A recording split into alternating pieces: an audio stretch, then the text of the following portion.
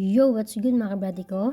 JC here, dating OFW sa Taiwan, na ngayon nandito na sa Poland. Lalabas ako ngayon mga kabrady ko kasama yung mga bagong kaibigan ko. Nakararating lang kahapon si Kuya Adrian at si Brady Eman. Shoutout nga pala po sa nagbigay sa akin ng food kagabi, Ate Ai, thank you so much po. Around 6 AM nagising kami mga kabrady ko. Kasama ko dito yung dalawa nating kababayan. Kahapon dumating sila galing Pinas. Good to go na mga kabrady ko, naglalakad na kami palabas ng hotel. Paano yung naging proseso ng sa'yo sa pagpunta mo ng Poland?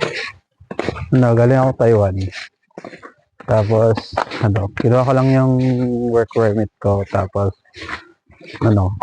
lumipad ako ng Pinas. Doon ako nag-visa stamping.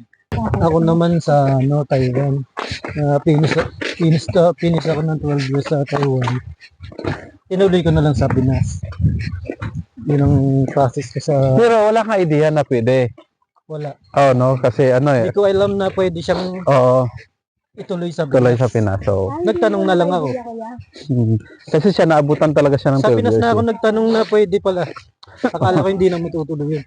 Tapos, hindi ko pa rin sigurado kung ma-approve ako. Hindi pala. Okay na. Mas maganda Hanggang sa, sa nagkasama-sama na tayong tatlo. mas maganda magpa-visa stamping sa Pinas. Although, risky.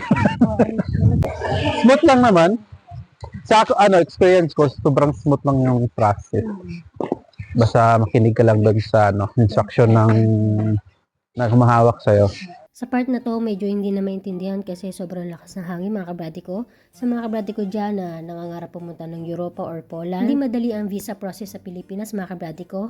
Yan ang totoo. Marami ang nare-refuse, marami ang nadi-discourage. Pero tandaan mo brady na ang pangarap hindi para sa madaling sumuko. Kung handa ka maghanda, matuto at tanggapin ang risk, walang masama sa pagsubok. Hindi lahat na nag-try mga kabrady ko ay pumapasa. Pero lahat ng pumasa, nagsimula sa lakas ng loob. Kung pangarap mo ay Poland at buong loob mo na sumugal para sa mas magandang kinabukasan, push mo lang yan mga kabrady ko. Hindi mo malalaman hanggat hindi mo sinusubukan. Tandaan mo brady, rejection is not the end. Sometimes it's just a redirection or a delay. Para sa mga handang mag-risk para sa pangarap, I salute you bradies, hindi madali pero posible.